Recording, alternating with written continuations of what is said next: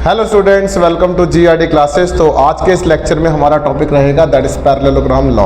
तो parallelogram law is one of the important topic of class 11th, क्योंकि यहाँ से 3 नंबर का या तो डेरिवेशन पार्ट आएगा या एमसीक्यू आएगा। तो स्टार्ट करते हैं parallelogram law of vector addition.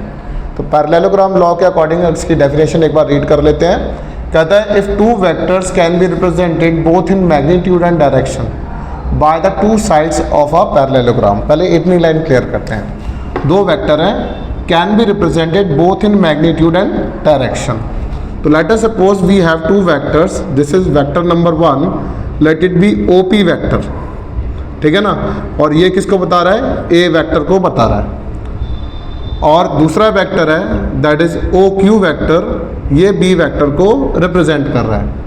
कर रहा है if two vectors can be represented both in magnitude and direction by the two sides of a parallelogram drawn from a common point. तो कॉमन पॉइंट कौन सा है? O point है। Then their resultant is completely represented.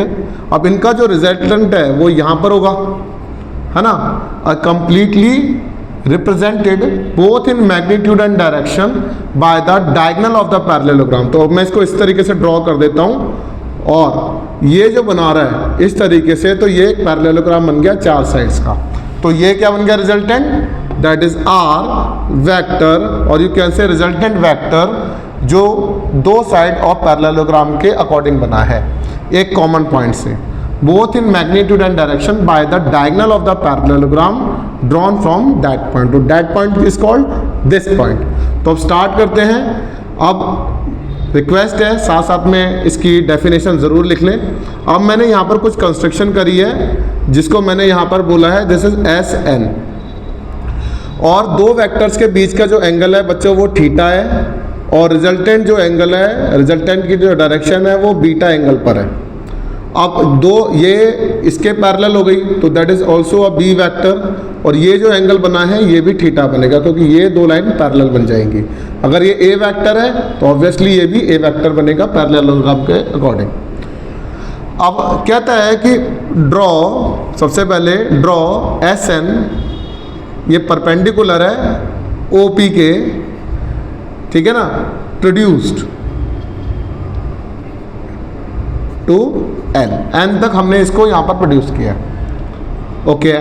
तो अब ये कह रहा है कि यहाँ पर ये जो परपेंडिकुलर ड्रॉ करा है इससे मुझे ये वाली साइड मिल सकती है और ये वाली साइड भी मिल सकती है। तो मैं क्या करूँगा, सबसे पहले कंस्ट्रक्शन करिए जैसे मैंने। तो अब मैंने क्या करा है कि in right triangle, right triangle कौन सा है? S N P. S N P जो एक राइट एंगल ट्राइंगल है, इससे मुझे ये वाली साइड चाहिए और ये चाहिए। तो मैं सबसे पहले लगाऊंगा साइन थीटा। साइन थीटा किसके बराबर होता है? Perpendicular upon hypotenuse. तो you can write S N by S P. अब मैग्नीट्यूड निकाल रहे हो तो वेक्टर का साइन हट जाता है, तो बी वेक्टर का साइन के अकॉर्डिंग अब जस्ट बी लिखा जाएगा। तो एस एन की जो वैल्यू आ जाएगी वो आ जाएगी बी साइन थीटा। तो मेरे पास एस एन की वैल्यू आ गई बच्चों बी साइन थीटा। अब मुझे पी एन चाहिए। अब पी एन निकालने के लिए मैंने यहाँ पर पुट कर दिया कॉस थीटा भी निकाल लेते हैं सेम ट्रायंगल से। तो base upon hypotenuse, you can write base upon hypotenuse क्या है? S P. तो you can write P N by B. तो यहाँ पर पी एन किसकी बराबर हो गया? B cos theta. अब मेरे पास दोनों साइड्स आ चुकी हैं, बी साइन थीटा भी आ गई है और ये बी कॉस थीटा भी आ गया है। अगर ये दोनों साइड पता चल चुकी हैं तो मुझे क्या चाहिए? रिजल्टेंट चाहिए। तो उसके लिए मैं क्या करूँगा, मैं ये डेफिनेशन आई होप आपने लिख भी ली होगी और कुछ बच्चों को तो ये याद भी हो चुकी होगी। तो मेरे अकॉर्डिंग आपको ये वाला पार्ट लिख लेना चाहिए था। अगर नहीं लिखा तो वीडियो स्टॉप करके एक बार फिर से इसको लिख लें। अब मेरे पास ये दोनों साइड आ गई हैं, ये भी आ गया, ये भी आ गया। अब बड़े ट्रायंगल की बात करते हैं। Now in right triangle S O N, ये वाला ट्राइंगल की बात कर रहा हूं, है ना। तो यूजिंग पाइथागोरस थ्योरम हमारे पास ओ एस का square equals to S N का स्क्वायर प्लस ओ एन का स्क्वायर है। अब सबके मैग्नीट्यूड आपको पता चल चुके हैं, सीधा वैल्यूज पुट करेंगे। अब मैग्नीट्यूड निकाल रहे हैं तो वेक्टर का साइन हट जाएगा, तो ये बन जाएगा b साइन थीटा का होल स्क्वायर। ये पूरी साइड जो होगी वो a plus B cos theta बनेगी, तो a plus B cos theta का होल स्क्वायर बन गया। अब ये बन जाएगा बच्चों R square B square sine square theta. अब ये बन जाएगा a square a plus B का whole square B square cos square theta 2ab cos theta. इस वाले में और इस वाले में हमारे पास b स्क्वायर कॉमन निकल रहा है, तो we can write b square common निकल गया, sine square theta plus cos square theta बच्चों 1 होता है, plus a square 2ab cos theta. तो ये वाला पार्ट आपका 1 के बराबर होता है, तो यू कैन राइट ये पूरा b स्क्वायर बन गया और ये a स्क्वायर, तो a स्क्वायर को मैं पहले लिख रहा हूँ प्लस ये वाला पार्ट लिख दूंगा b square plus 2ab cos theta. तो ये मेरे पास r स्क्वायर की वैल्यू आ जाती है। मुझे क्या चाहिए, रिजल्टेंट चाहिए, तो मैंने r को यह लिखा और ये सारे पार्ट को अंडर दी रूट कर दिया, a square plus b square plus 2ab cos theta. तो ये डेरिवेशन आपके पेपर में पूछी जाएगी, तो आई रिक्वेस्ट इसको ढंग से प्रिपेयर कर लें, 4 to 5 टाइम्स लिख लिख कर प्रैक्टिस करें। अब इसके कुछ स्पेशल केस हैं, अगर आपको रिजल्टेंट क्लियर होता है तो ये मेरा रिजल्टेंट है जो मुझे चाहिए था। तो स्पेशल केस में अब कॉस थीटा के अकॉर्डिंग बात करते हैं। तो पहला केस है इफ़ थीटा की वैल्यू 0 हो जाए, तो बच्चों cos 0 1 होता है, याद कर लो। काफ़ी बच्चे ऐसे हैं जिन्होंने 12th में आ गए उनको ये वाली बात भी नहीं पता 11 से। तो cos 0 1 होता है, अगर ये 1 बन जाएगा तो ये 2ab a square plus 2a square a square plus b square plus 2ab। तो यू कैन राइट r जो हो जाएगा a प्लस b का whole square under the root करके रूट कट जाएगा तो ये a प्लस b आ जाएगा। तो ये मैक्सिमम वैल्यू हो गई, that is a plus b। Second case है इफ़ थीटा की वैल्यू 90 हो जाए, तो बच्चों cos 90 0 होता है, ये याद रखना। तो ये सारी टर्म खत्म हो जाएगी, तो under the root a square plus b square बचेगा।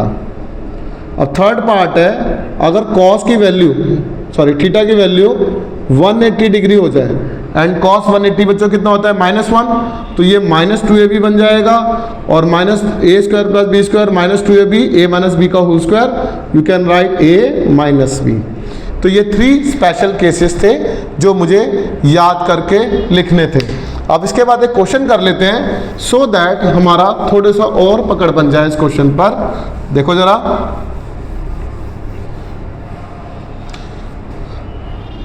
क्या है 2 vectors of same magnitude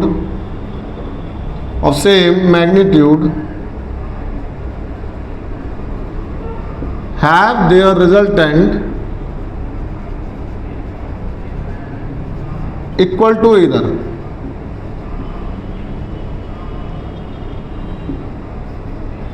find the magnitude of each force। ठीक है ना, या each वेक्टर कर लो। तो ये 2 वेक्टर्स हैं, अब A हो सकता है B हो सकता है, 2 वेक्टर हमारे पास वही हैं, तो उनका सेम मैग्नीट्यूड है।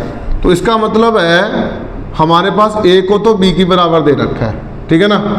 तो A का अगर वेक्टर का साइन इसलिए नहीं लगा रहा है क्योंकि अब मुझे मैग्नीट्यूड निकालना है। तो अगर A B की बराबर है have their resultant equal to इधर, तो A B R की बराबर हो गया। ये इंपॉर्टेंट क्वेश्चन है, ये आपको किसी भी बुक में नजर आ जाएगा। रिक्वेस्ट है इसको ढंग से प्रिपेयर करके जाइएगा। तो R जो होता है वो under the root of a square plus b square plus 2ab cos theta की बराबर होता है। अगर आपको इतना पता है तो a b r तीनों बराबर है, तो मैं चाहूँ तो यहाँ पर r square plus 2r cos theta, ठीक है ना। तो मैग्नीट्यूड निकाल सकता हूँ। तो सबसे पहले अच्छा फाइंड द मैग्नीट्यूड नहीं, फाइंड द रिजल्ट एंगल निकालो, find the angle between the vectors, तो सबसे पहले हम एंगल निकालते हैं क्योंकि मैग्नीट्यूड तो बराबर है ही। तो बच्चों यहाँ पे r हो जाएगा अंडर द रूट ये 2r स्क्वायर हो जाएगा plus 2r square cos theta हो जाएगा। अब स्क्वायरिंग बोथ साइड कर दो, अब स्क्वायरिंग बोथ साइड्स कर दोगे तो बेटा ये आर स्क्वायर हो जाएगा, ये 2r स्क्वायर मैंने यहाँ से कॉमन ले लिया, ये स्क्वायर रूट तो हट गया ना, 1 प्लस कॉस थीटा हो गया बेटा। अब ये आर स्क्वायर से आर स्क्वायर कैंसिल, तो ये 1/2 1 प्लस कॉस थीटा हो गया बच्चों। 1 यहाँ आ जाएगा, 1/2 -1, ये कॉस थीटा हो जाएगा और कॉस थीटा की वैल्यू आ रही है बच्चों -½ और थीटा हो जाता है -½ पे 120 डिग्री। तो ये था जिसमें हमें मैग्नीट्यूड बराबर दे रखे थे, हमें एंगल को फाइंड आउट करना था। आई रिक्वेस्ट इस क्वेश्चन को करके जाइएगा। Thank you very much.